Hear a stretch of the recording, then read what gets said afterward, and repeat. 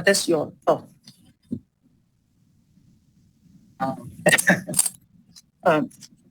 Hello, everyone. Can you hear me well? How about those online? Can you hear me when I'm using this speaker?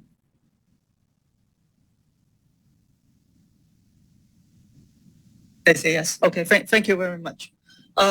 It's my pleasure to give a tutorial today. It is a tutorial, but more is like sharing my learning experience with you. And I will talk about the quantum computing. I try to cover from algorithm to hardware because when I was studying quantum computing, the most difficult part or fussy part is how are those algorithm or gates that we learn is implemented in hardware and what are the limitations. So I try to do this. Of course, it's only 3 hours. It cannot be very deep, but I hope that I cover the essentials so we can continue after this tutorial. I'm Hiu-Yung. I'm from electrical engineering at San Jose State University. I will give a little bit more introduction later, right? So I will spend about 3 minutes to self-introduce myself and my school. So this tutorial has 6 parts, so it's pretty tight, right? Many things. The first part, I will talk about an overview of quantum computing, assuming that you don't have any background knowledge in quantum computing. I want to highlight the important aspect of quantum computing. And then let's do a hands-on Google Colab project to do a simulation, write a simulator yourself, which is just a matrix multiplication of a quantum computer, right? And then we will also try to understand it better by looking at an algorithm called Deutsch algorithm. This one can do parallel processing, although it is not actually that useful. Event you will find out if you go deeper because it's difficult. But it is a very instructive and easy algorithm that we usually teach the student in the first algorithm class. And we will do this by trying to program on IBM-Q. I'm not advertising for that, but that is the system I have been using, and it is pretty good. And then we also will look at the quantum Fourier Transform. Quantum Fourier Transform is not an algorithm by itself. You can say it's just a gate or a bunch of gates. Or if you want to call it algorithm, you can call it an algorithm. But the point is many important algorithms rely on quantum Fourier Transform. So let's understand a little bit and also, again, use the quantum simulator you wrote earlier to try to simulate this quantum Fourier Transform. Finally, the last 2 parts actually I feel is the most important for this lecture, this tutorial, because we don't see this in many of other tutorial or available lecture. So I will talk about superconducting qubit and how it is related to what we have discussed in the first 4 parts. How do you implement a single qubit gate or 2 qubit gates? And then the final part, I will do a demo. If you have access to ANSYS HFSS in principle, you can also follow me to do the hands-on. Just this is to show you, while quantum computing is so fancy, but actually all the classical electrical engineer can contribute a lot to it. And maybe you need a PhD to do the qubit, to engineer the qubit. That's true from physics. But probably the electrical engineer earn more than them because a quantum computer is actually nothing but just a passive wave function. And you need a lot of classical electronics and algorithm and programming to manipulate this wave function. We can think in that way. Okay. So if you want to do hands-on, please go to this site and download the material. Meanwhile, I do have some business card I would like to exchange with you if possible. So please download it or try to take a snapshot. I don't know if you're allowed, but I allow you. I'm okay if you take any pictures from me. It's okay. From the conference perspective, I don't think they really care, but I don't care, right? And if you have a good picture of me, please send it to me. So I really like that. Okay. So there's a chat in the chat box. Oh, that's the old one. Okay, thank you. So if you're done, then you can use that to download the picture. Then I take this time to quickly do some advertisement. So I have a book, Introduction to Quantum Computing from a Layperson to a Programmer in 30 Steps. So we assume that you only have basic matrix multiplication knowledge. And then I try to teach linear algebra step by step, but use the quantum computing as an example. If you are from an institute, for example, a university, usually you have subscription to Springer Link already. So you should be able to download this book for free, but connect to the VPN to your school. Make sure you do that, okay? And from there, I also have teaching video correspond to this book. I also have another set of teaching video, which is about quantum hardware. So how all the physics related to that, but it is offered to electrical engineer students. So you will see that I actually go from the basics. I don't assume they have a strong quantum mechanics background. Okay, so if you are interested, just let me know. I can give you more information. So I came from San Jose State University. Is in the South Bay of the Bay Area in California, near the Silicon Valley. We are a minority serving institution, and in electrical engineer, we have about 700 to 800 students. We don't have PhD students, however. So we have include a specialization in our master program. The specialization is in quantum information and computing, in which we introduce 3 classes. And this reflects how we think about an electrical engineer can play a role in quantum computing. Of course, one is introduction to quantum computing. You need to know the basic algorithm. And then second, actually, is cryogenic nanoelectronics. This is just the semiconductor physics, but we teach the narrow cryogenic aspect up to 4 Kelvin, how the transistor will perform at that low temperature, and how you design a low noise amplifier. Because later you see that again, the whole quantum computer, particularly for the superconducting qubit, is just a bunch of RF signal going down and do the RF refraction and at cryogenic temperature. So that's why this is important. And then another class is on quantum computing architecture. What is the physics of different type of quantum computers, right? At the same time, in our university, we have a master program in quantum technology. This is sponsored by NSF, and so it is a degree by itself, not just a specialization. If you're interested, just let me know, or you can visit the website. Okay, and again, advertisement. Okay, so I'm done with the advertisement. Let's go ahead with the first part. And feel free to stop me if you have questions. If I feel that it takes long time to answer, I will just ask you to stay after during the break, and then we can discuss more, right? So the first thing I want to talk about in the first part is just an overview. What is quantum computers? And I would like you to understand a few fundamental concepts. The most important is to appreciate why we have the quantum parallelism and how we achieve that through superposition, entanglement, measurement, and also why we need error correction, or what is error correction. Pretty superficial. But however, I try to give you something, although hand-waving, but it is correct, that you can just learn it and then use in the later stage, okay? And the final message in this whole class, actually, I want to tell you, but probably you already know already, maybe from the keynote or whatever, quantum computer cannot replace classical computer. It will be a super good accelerator for the difficult problem. And that is what we need, right? We don't need it to solve 1 + 1, right? So let's try to appreciate this through this process. Right? So quantum computer, in my opinion, and many people's opinion, right, it relies on 2 phenomena, superposition and entanglement. Just memorize these 2 words. This is what people have been doing, and you will keep seeing superposition and entanglement. What is this? We will try to understand later.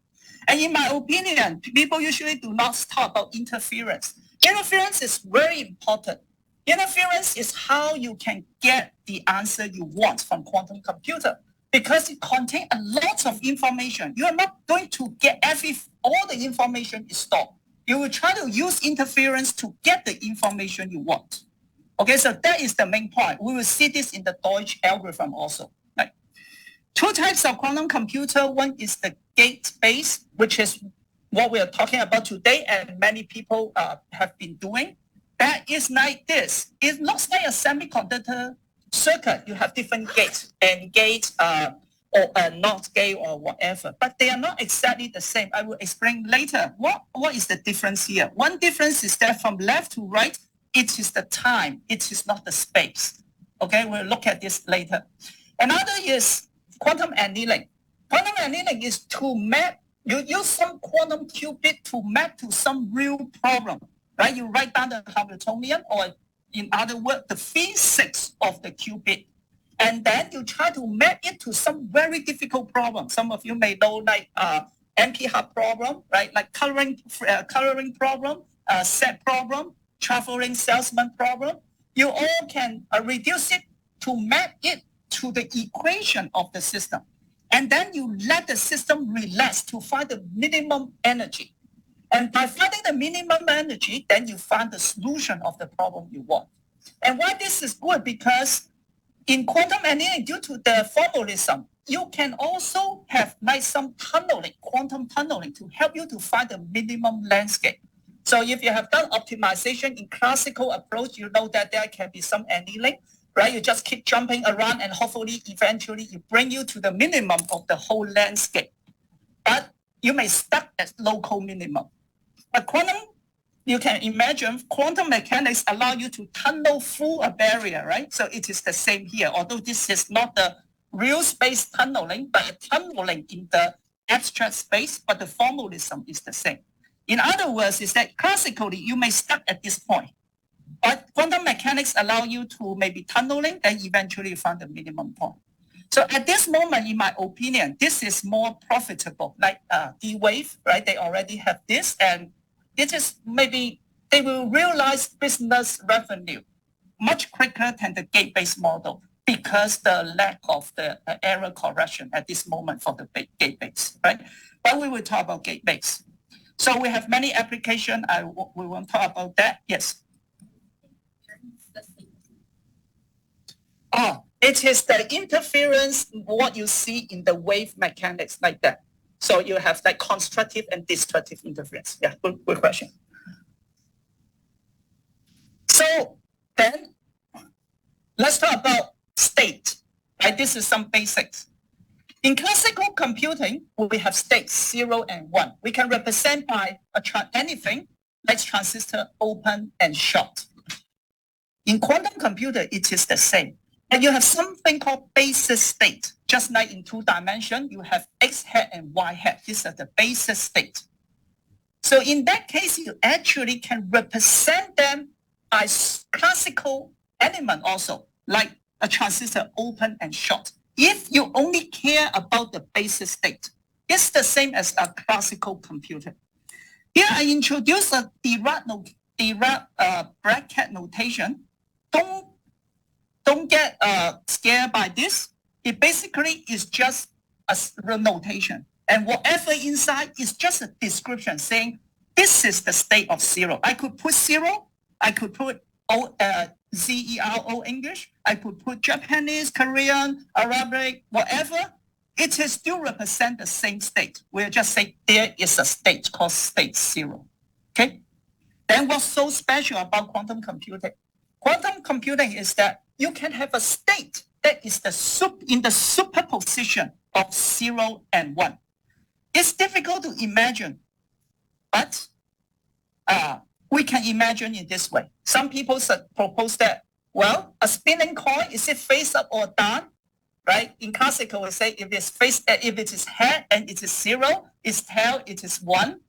When you are spinning a coin, it looks like it is a superposition between 0 and 1. I used to like to use an analogy for engineer. If you like a girl, you don't know if she like you or not, right? She might be in a state of superposition of yes and no. Okay, so this is one I think is a good analogy. Okay, now, so from here you see that the total state depends on the linear combination of 2 basis states, and they have 2 coefficients in front of it, alpha and beta. They are complex numbers. So we will discuss what's the meaning of alpha and beta? They're significant later, okay? But the main point is, what's so special if you have superposition? Let's look at this on the left. In a classical register, again, I have 4 bits. Each of them can be 0 and 1. So there are 16 possible states. 0, 0, 0, 0, 0, 0, 0, 1, all the way to 1, 1, 1, 1, right? So possible states are 16. But if I have a quantum computer, of course, now it is so-called qubit. The basis state, as I said, will be the same as the classical register, right? The basis state, what I'm talking about is this column, the basis. So it also can have 0, 0, 0, 0, all the way to 1, 1, 1, 1. It has 16 basis states. But however, I can also have state that is a superposition of these 16 states, a linear combination of them. Right? So nothing about to describe a state with 4 qubits. I actually need 16 complex number because any states can be a linear superposition of this 16 state, just like here. To describe a state of 1 qubit, I need 2 complex number because it's a superposition of these 2. Now I have 4 qubits, I have 16 basis states, then I need 16 complex number. What if I have n qubits? Based on the argument here, you will see that I can have 2 to the power n minus 1 because I can have 0, 0, 0, n 0, and then n minus 1, 0 with 1, 1, right? And then n minus 2, 0 with 1, and then 0, all the way, all 1, right? So if you do the math, if you cannot see it now, you just go back and think about that. Trust me, you do some calculation. You, with n qubits, you will have 2 to the power n basis state. Now, we are not talking about quantum computing's power yet. I just want to show you how profound it is. If I have 300 electrons, only 300, you can count it easily. 300, 1, 2, 3, 4, 5. Each of them has its own spin. So each, let's say we use the spin as the qubit, spin up and spin down. Therefore, 300 electrons, I'm going to have 2 to the power 300 basis states. If I want to describe a state of this 300 electron, I will need with 2 to the power 300, which is 10 to the power 90 complex number. So I just want to show you that to describe it quantum mechanically, with 300 electrons, just describe their spin, I need 10 to the power 90 complex number. The number of atoms in the universe is less than 10 to the power 28. And we also don't have enough storage in this world just to store the state of 300 electrons. So you can see it's very powerful. You cannot use classical way to describe that. It consumes a lot of resources. Or on the other hand, you can start from the other perspective. You can say quantum computing is so profound. So if it's so profound, can we harness something from there, right? And do some very powerful computation. So that is the power of superposition. Again, what is superposition? The state is a linear combination of all the basis states. And it grows up exponentially when the qubit number increases. Right? That is the main point you need to memorize. Now, if you have superposition, then you need to agree that it's given quantum mechanics is linear. So for example, here you see that I have 2 qubits. I have 0, 0, 0, 1, 1, 0, and 1, 1 as the basis states. Now you may feel confused. Well, this is 3, this is not 1, 1. Yes, when we say 1, 1, it was like 2 spin up, both spin up 1, 1, right? But now I convert it to decimal. This is just a easy way to write it.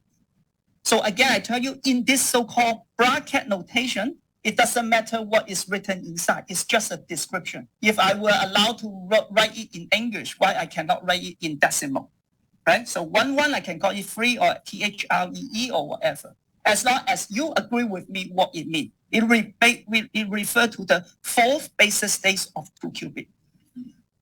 Maybe still confusing, but let's come back to here. Just agree with me. The state is a linear combination of 4 basis states. If I apply a function to it, because it's linear, It's just like I can apply the function directly to each of them because it's linear. Then if this app is a difficult computation, let's say it takes 1 year to do it. In the past, I may need 4 years to do this 4 computation if I only have 1 computer. But now with quantum mechanics, they can be done in parallel, right? So for those quantum mechanics guy or physics guy, they are very deep. They're talking about multi-universe, and lots of formalism approach. But for us, we know, it just we can harness this for we use this for a parallel computation. Just in reality, how do we do it, right? Devil's in the details. This is something you need to be careful. Also, many people tell you how good quantum computer is, how it's going to change the world. But when you try to implement, you realize something actually is very difficult. For example, some algorithm have exponential speed up in the process, log n. But just to prepare the data, they use n the time of n, an order of n to prepare that. So even you compute very fast with log n, but because of the preparation is n already, then actually is useless. Okay, so just be careful about it. Now, so we know superposition. It allows the parallelism, parallel computation, which is great, right? But how do you get the information? Unfortunately, the God plays stars. When you need to do measurement, but once you do measurement, now this spinning point can be a good analogy. We just say that superposition is just like a linear combination of 0 and 1, right? So it's just like the coin, if 1 is head, 0 is tail, then the linear combination will be a spinning coin, right? Then how do you know whether it's 0 or 1? You stop the spinning to do the measurement, right? Then we say the wave function collapse. It becomes head or tail. Do you know whether it will be head or tail when it is spinning? If you know all the physics well, and if it's classical mechanics, yes, you do, but usually you don't, right? It's random. And that is the case for the quantum mechanics. If I have a wave function, which is a superposition of 0 and 1, alpha 0 plus beta 1, I try to do a measurement, whatever measurement, right? Then it will collapse. Again, this is a key word. We'll say the wave function will collapse to the basis state. You may collapse to 0 or collapse to 1, and this is not reversible. Now, that is just like what I tell you about the joke. I like a girl. I don't know if she likes me. It's a superposition of 0 and 1, right? How do I know if she likes me? Measure. How do I measure? I ask her. And then the wave function collapses. She say no. That's usually the case, right? So this is the same. But once it collapses, if you ask again, it is still no. That is also the tragedy, right? That's the same. The wave function collapses to 0. If you keep measuring, it is still 0. So the collapse is random. However, there's something with math is that the probability it will collapse to 0 depends on the square of the magnitude of the coefficient, right? So it is alpha magnitude square and beta magnitude square to get 0 and 1 respectively.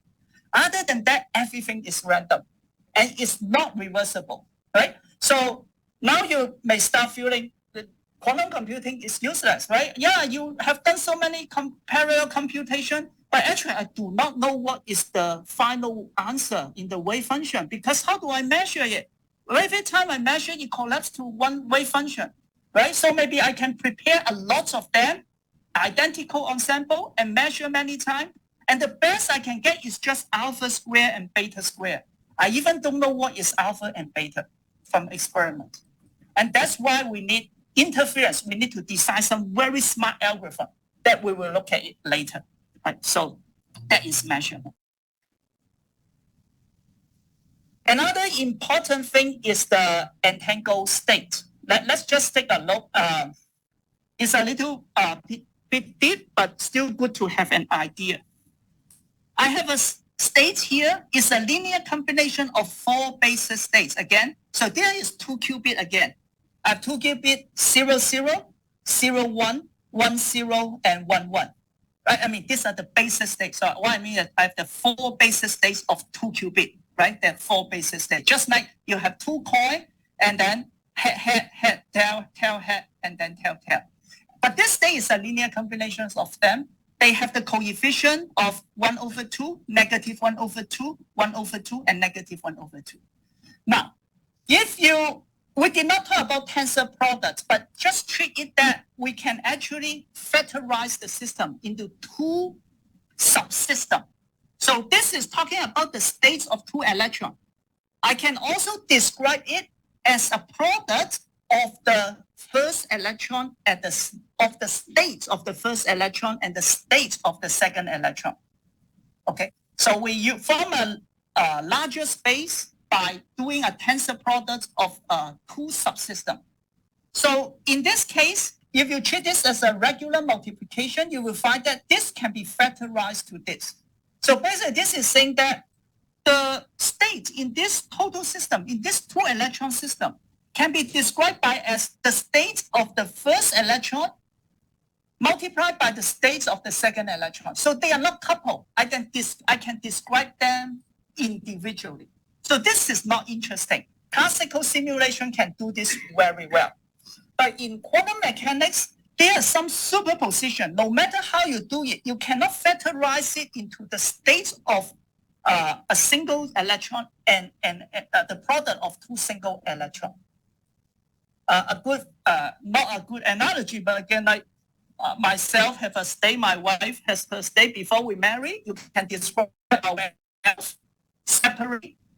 Right? You can describe mine and combine together. It's the same. But once we marry, all the tax return or whatever will be different. We're a couple. You cannot really describe how much I earn, and then, or in other words, actually, to my in-laws, you cannot describe how much I earn or how much you earn, right? Because they're a couple, you can never trap it, or whatever I earn is hers, or whatever, right? So this is an entangled state. So to appreciate the entangled state, we can try to look at this spooky action at a distance, which Albert Einstein really didn't like, right? So I have 2 electrons. I prepare them in an entangled state. Do you see this bracket notation again? Again, I can write 0 and 1. I can write in English. I can also draw a symbol, right? So 0, 0 may be spin up. Both of them are spin up. And then 1, 1, both are spin down. Here shows the states of this whole system is a linear combination of 2 basis states. For other basis state, spin up, spin down, it doesn't have any component. And this is the entangled state I just shown you. You cannot separate them. Now I prepare them, and then I do it very carefully. I move 1 electron to really, really far away, right? Assume I have this technology, so that they're still entangled, right? Because the 2 electrons sitting here have a state that is entangled. I move them away. We're talking about the spin, so if I don't disturb it, they are still entangled. The state doesn't change, right? I keep moving away, right? Because we're talking about the spin. Now, then I do a measurement on Earth, on the electron I have. Because it can be either spin up or spin down. When I measure it, it will collapse to either up or down. No choice. This is quantum mechanics. Assume that it collapsed to up. But since the whole system is still entangled, I only have a basis state containing up of the first electron. Once it collapsed to up, the other electron must be collapsed to up also, because I don't have a spin up for first electron and spin down for second electron component. I only have 2 basis state again, right? The whole system, think about it, the whole system is either up or down. I only measure my electron, but the other electron 100 light years away will collapse to up immediately. Right? So how can the information transmit so fast, right? Faster than the speed of light. Unfortunately, there's no useful transmission of information actually in this aspect. So you can go deeper to understand more. We don't have time. It's kind of a philosophical question. But this shows you how spooky or how special entanglement is. So we can use this for some purpose, right? So quantum computing is useless if you don't have superposition and entanglement. That is the key message. Okay. So we basically understand the basics of the quantum computing algorithm or gate, right? Quantum computing basics. Then let's take a look. What is the meaning of a quantum gate? Now, as we say, what we are doing is the state of a system, right? The state is the wave function, or in some sense, it's a passive. It is just there. Two electrons sitting there, and they have a certain state. And quantum computing is that you come up with some invention, some idea to rotate or to change the state, right? So in the spin case, maybe you can imagine it's rotating the spin, effective spin, right? And then eventually you get the answer you want. So a quantum gate is nothing but just that you try to rotate the wave function or the spin in their space, not our real 3D space, in the abstract space, okay? So usually, how do you do it? You use a laser pulse or microwave pulse, and that is the quantum gate already.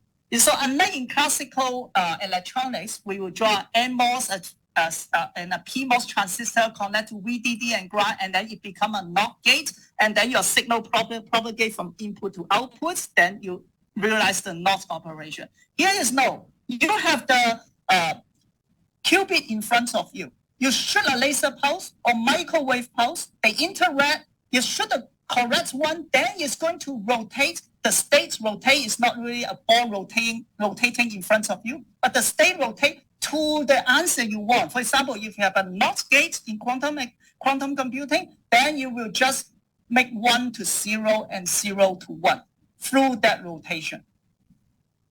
Okay, so let's keep what I'm saying in mind. Now, there's something called broad sphere. Sometimes it can be confusing. Broad sphere is not a sphere in our real 3D space. So sometimes it can confuse us, and we will come up with some wrong conclusion. Basically, I say that you rotate the qubits in their space. Their space is a spin space, mathematical space. A broad sphere is what? It maps that space into a real 3D space, but it only and then embed it in this sphere. So every state in the qubits in their space map to a point on this sphere. For example, the North Pole corresponds to the 0 state. The South Pole corresponds to the 1 state. And you will just move on this broad sphere when you apply a microwave pulse or a laser pulse when they change the space. And so it is easier for visualization. But again, it's not that you have something in front of you moving from the top to the bottom when you do the NOT gate. Okay, if it's not clear to you, that is okay, but just keep my word in your mind, right? The easiest thing to think is some people will think, oh, 0 is a vector pointing up, 1 is a vector pointing down. Then what is 1 plus 0? If it's a vector in real space, 1 plus 0 will become 0, right? Because 1 going up, 1 going down, then you don't have a vector, right? That plus c hat minus c hat equals to 0. But no, 0 plus 1 actually equals to plus state, because we are not really talking a vector in the real 3D space. Okay, so think about this. So we don't have many gates that has the classical counterpart. For example, a NOT gate, it will move 0 to 1 and then 1 to 0. It's something a two qubit gate. We call it exclusive OR or control NOT gate. So what does it mean? So it means that if the first qubit is 1, then you will apply the NOT operation to the second qubit. If the first qubit is 0, you don't apply any operation. That's why it's control NOT. The first qubit is called the control qubit. The second qubit is called the target qubit. We will discuss more later. These all have classical counterpart. You can implement this case on your classical computer. So again, if you only have NOT gates and control NOT gate, it is useless again for a quantum computer, because you can do it in classical computer. Some of them don't have classical counterpart. For example, this is a very important, I want you to memorize, called Hadamard gate or called H gate. When I apply Hadamard normal gates to state 0, this is the basis state, right? It creates a superposition, which is 0 plus 1. If you apply it to one state, it creates another superposition, which is 0 minus 1. This one cannot happen in classical computer. If you have a register, they ask you what is the value. 0, okay, 1, okay, they accept it. But if you say it can be 0 or 1 or superposition be 0 and 1, that is an error in classical register, right? But this is a valid information in quantum computing. So that is an overview of the quantum gate. Let me spend some more time on the meaning of, yes. Yes. So she's asking if 1 over square root 2 the coefficient. Yes, you can just multiply into it. You get 1 over square root 2 0 plus 1 over square root 2 1. Yeah. So in this case, alpha equal to 1 over square root 2 and beta also equal to 1 over square root 2. Yeah, very good. Yeah. So you can also from here, what is the probability when I do a measurement on this qubit to get 0? It will be 1 over square root 2 squared, which is 1/2. And then the probability of getting 1 also 1/2. And which makes sense. The total probability should be 1, 1/2 plus 1/2. Yeah.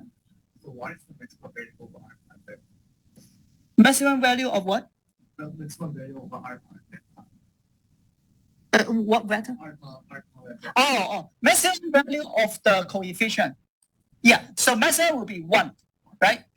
The magnitude, the maximum magnitude of the coefficient will be 1. So absolute of alpha is 1.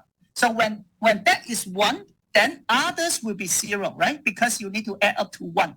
And then it means your state is one of the basis state. Others, right? Because these are the basis state. A good question. So because we want to do hands-on, let's go a little bit deeper, not to be superficial. Let's look at the so-called control NOT gate, right? I would rather spend more time here and cut some others. What is the meaning of this symbol? U is just a gate. It's a matrix. Okay, this is the gate. What it's telling us that it applied to a basis state, A, B. So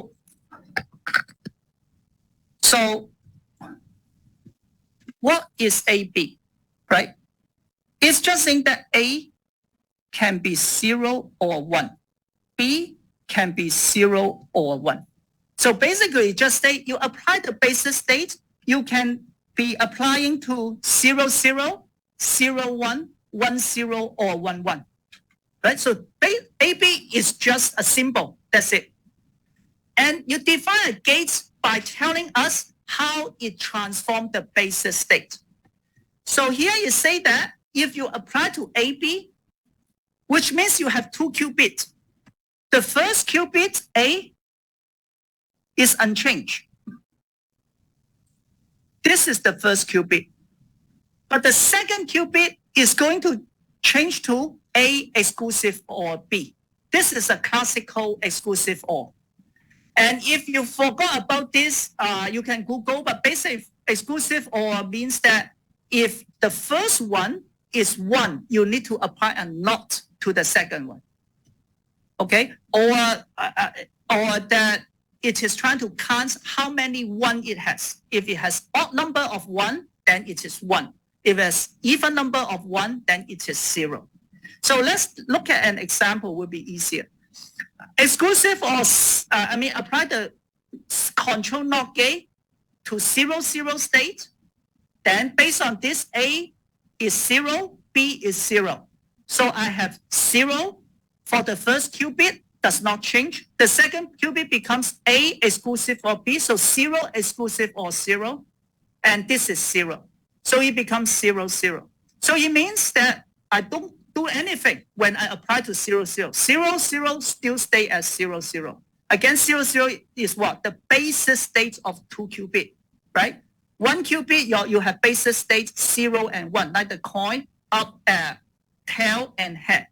Now, if you have two coins, you have head, tail, tail head, and tail tail. They are the basis state. Just like I have two qubits, I have 0, 0, 0, 1, 1, 0, and 1, 1. Let's look at another example. If I apply to 1, 0, this is another basis state of the two qubit system. The first one is not going to change because A is 1. We still get 1. But the second qubit will become 1 exclusive 0. By definition, this is just definition. I have odd number of 1, right? Or just by definition of exclusive OR, this give me 1. So then it becomes 1, 1. So basically it's saying that if your state is 1, 0, then it will be changed to 1, 1. That is the definition. And maybe you will say, hey, this not quantum computing, isn't this is classical also? I can implement this easily. Exactly. Because we're only working on basis states, as I told you earlier. Basis state, if quantum computer is only allowed to work on basis states, it's exactly the same as classical computer. But the good thing is what? I can have a state which is a linear combination of the basis state.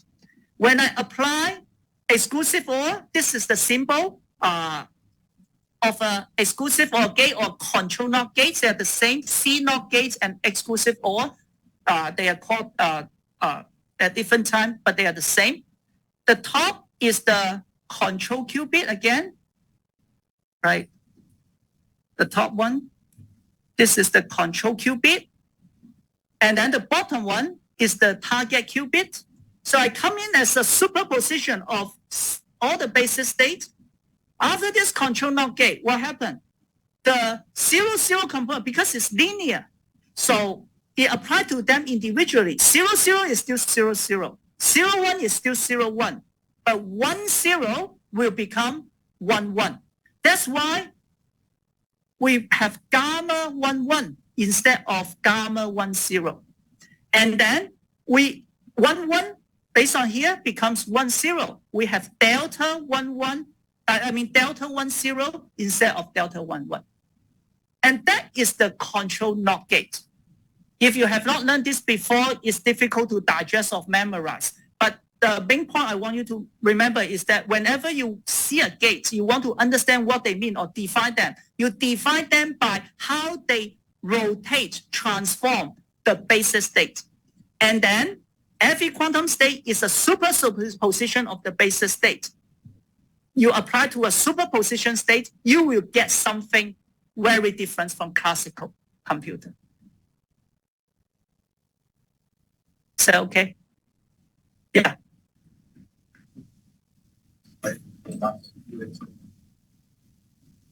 Which one? This one? Yeah, one exclusive one. Oh, thank you. I did not realize that. Thank you. This is a typo. Very good. Yeah, this is a typo. It should be 1, 0. And that's why eventually I write 1, 0. Good point. It looks like you understand that. Okay, yeah.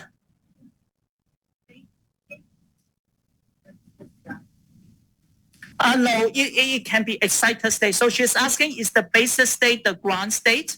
So no. If we go back, because this is an important concept, let me spend a little bit time. If we go back to our 2D plane, the basis state is very simple. Think about this.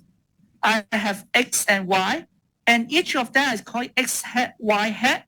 These are the basis state. And then any vector in this plane, right? For example, V equals to alpha times X hat plus beta times Y hat. Right? So X hat and Y hat are the basis state. But this is something we can feel. Alpha and beta are real, right? But now we're talking about complex states. We cannot feel, we cannot see it. And then she said, are they the ground state? They don't have to be the ground state. So for example, 0 can be the ground state, and then 1 will be the excited state. And we will see that later in superconducting qubit. Now, if I have this control NOT gate, then maybe we're good enough to understand how to create an entanglement.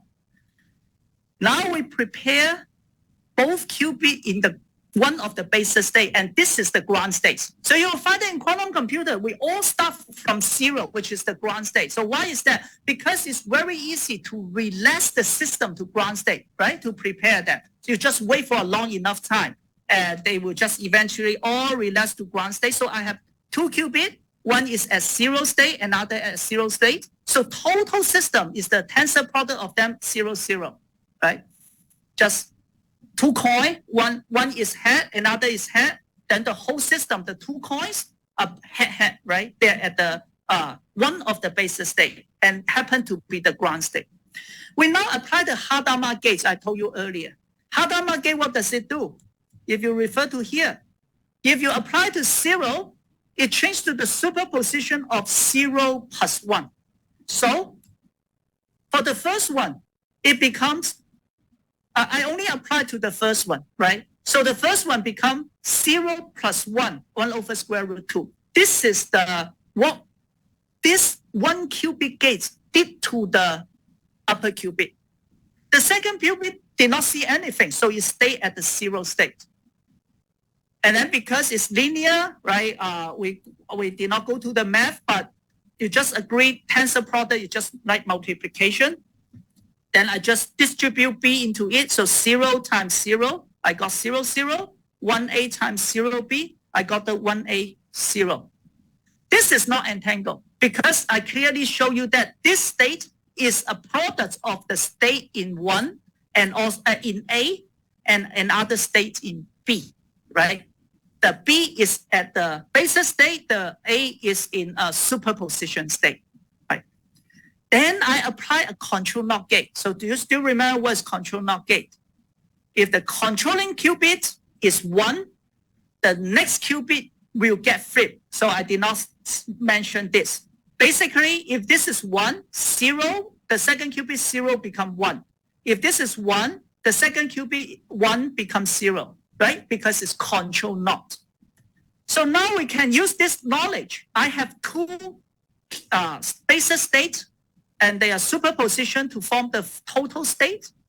The first one is 0, 0. When I apply control NOT, the control gate is 0. So I do nothing to the next qubit. So it's still 0, 0. But this qubit is different. The control qubit is 1. Then it's going to put the NOT operation to the second one. So it becomes 1, 1. So this Hadamard gate plus control NOT gate give me entanglement. And that is why later we see that how you can make a quantum computer, you need to have the mechanism to have the 1 qubit gate and at the same time, entanglement gate. And that's why C0 gate is one of the so-called entanglement gates. Because with C0, it allows you to form entanglement. Right? This is entanglement, 0, 0 plus 1, 1. Right? If you look at what we learned earlier, 0 or maybe even more, 0, 0 plus 1, 1. You cannot factorize that. Okay, so that's how we get to the entanglement gate. Some properties about the quantum gate and circuit that is good to realize. We know that in a classical computation, the gates are irreversible. What does it mean? If I know this is an NAND gate and I know the output is 1, you don't know what's the input because 0, 0 give you 1, 0, 1 give you 1, 1, 0 give you 1. They are not reversible. But quantum gate, they need to be reversible because it's quantum mechanics. Okay? Because if it's not dissipative, then it needs to be reversible. So whenever you design a quantum gate, you need to make sure that the number of input qubit must the same as number of output qubit. Otherwise, cannot be reversible. This is the necessary condition, may not be sufficient condition, right? So for example, if I know that it's a control NOT gate, you tell me it is 0, 1, then I know the input must be 0, 1. It cannot be 1, 0 or 1, 1 or 0, 0. That's the first thing, reversible. And this is understandable because we say, what is a quantum gate? It is a laser pulse or microwave pulse to rotate the wave function in their space. So if you can rotate in one direction, you definitely should be able to rotate back, right, in that sense. And Schrödinger equation require that it should be time reversible. Okay, so when you draw a quantum gate, now I hope that you understand how you look like, right? Sometimes people draw a lot of quantum gates, and in some algorithm, they will say, repeat this for 1 billion times. If you are a circuit designer, you will get scared. Do I need 1 billion copy of this gate? Right? Even inverter, you'll be scary. But now you know that, no, you still just have 1 qubit sitting there. You apply a microwave pulse, rotate the state. That is 1 gate already. When you say 1 billion times, apply the pulse 1 billion times. Okay? So the size of, and that is also the good thing about quantum algorithm. For the same qubit, you probably can run different algorithm. Yeah, in the classical computer, if I want to do an adder, that is a certain hardware. Multiplier, another type of hardware. I need to have different takeout. But now you just give me 10 qubits, I can use it to run Shor's algorithm, quantum Fourier Transform, or whatever, because the so-called gates are just the laser pulse or microwave pulse I shoot to there. Okay, and they are reversible. So now if people give you this, you also realize that this is a flow of time. This is not the space. So don't worry if they say 1 billion pulses, 1 billion gates, this is just the time. Okay, you don't need to lay out so long. So it's reversible, but it's not reversible once you do the measurement. The wave function collapse. Okay. Another thing we need to know about quantum computing is that so-called no cloning theorem. You cannot copy a state. And it's also easy to understand. In classical computer, how do you copy something? You need to read it and then copy. But quantum computers tell you that when you read something, you measure it, the wave function collapse. Then you cannot get the whole thing, right? So once you read, at least the original copy is gone. Yeah? So you cannot copy it.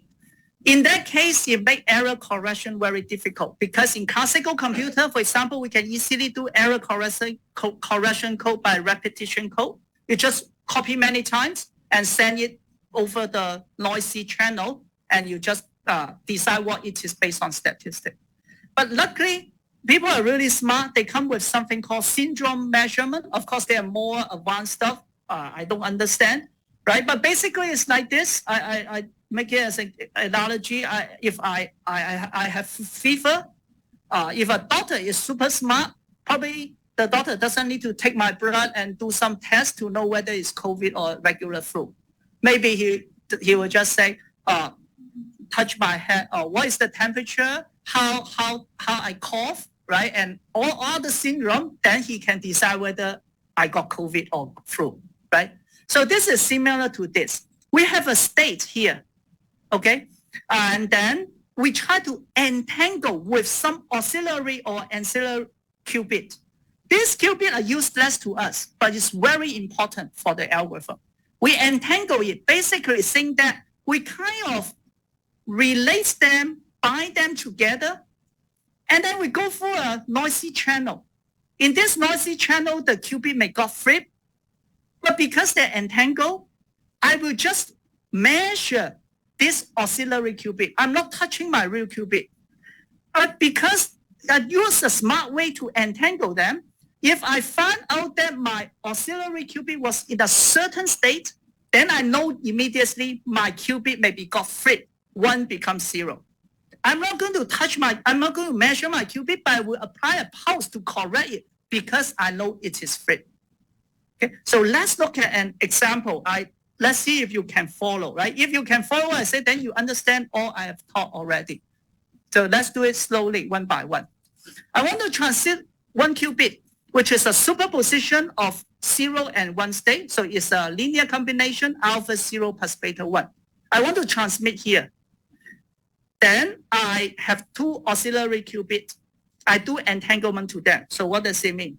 I start with this, now become a 3 qubit system. It was, the first one is alpha 0 and beta 1, but because these two are 0, right? Tensor product, what I'm doing is just tensor product, right? What I'm doing is just this.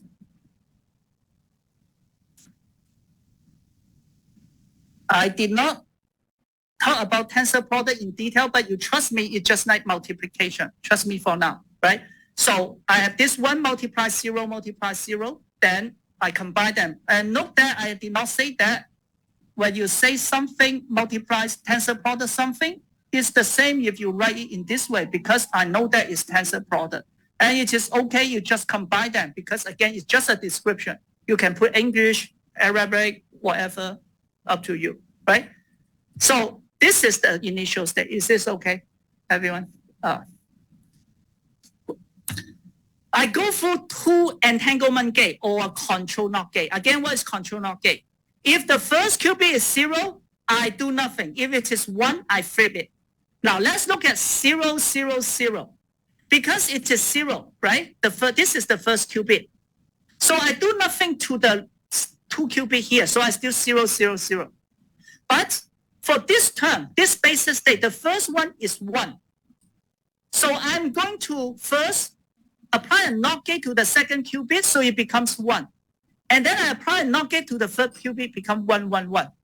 And you will see that this is an entanglement state of the whole system. That's why I say you do entanglement to it. And then let's say we are unlucky, we got a bit flip, right? So let's say, for example, the first bit, 0 become 1 and 1 becomes 0. So it was 0, 0, 0, 1, 1, 1. This is just error given, become 1, 0, 0, 0, 1, 1, right? So how do we recover that? So instead of doing measurement, because it's a simple case, we can just recover with a circuit itself. So we have embed the measurement and correction at the same time. First, what we do is, again, use this control NOT gate. If the first one is 1, then we need to flip the rest 2 qubit, right? So 1 become 1, 1, 1. And then this term, because it's 0, so we don't do anything. So the state becomes 0, 1, 1, right? Again, because the first bit is 1, so after this 2 control NOT gate, it becomes 1, 1, 1. The other stay the same. Eventually, we have this so-called control NOT gate, which I did not discuss. But you can imagine is that I'm going to flip this bit if both of these are 1. Okay? Because the last 2 qubits are 1. Let me erase this. The last 2 qubits are 1.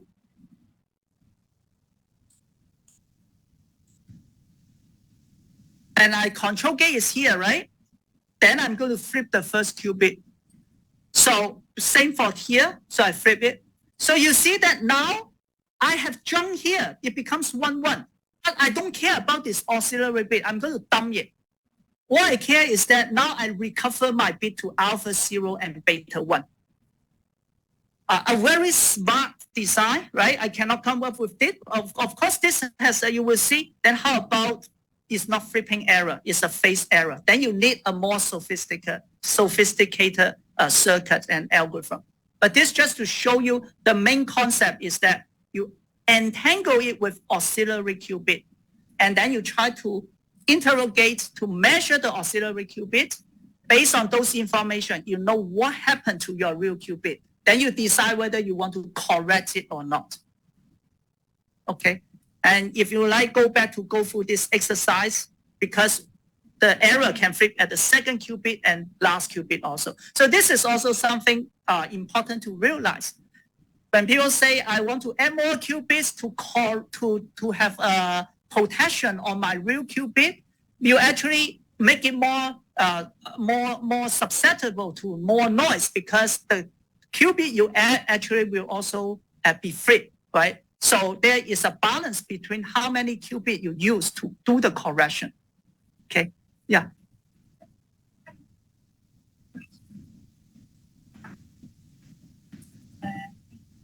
Correct, yeah. So she said that a different physical situation may cause the flipping error and phase error, yeah. So flipping, for example, is like you go from the high state to low state, right? And then that is maybe just lose the energy thermally. And phase error can be due to the interaction of the charge noise in superconducting qubit. Yeah, can be very different. Yes. But again, the nice thing is that at this level, we don't care about what is the physics behind it. Yeah.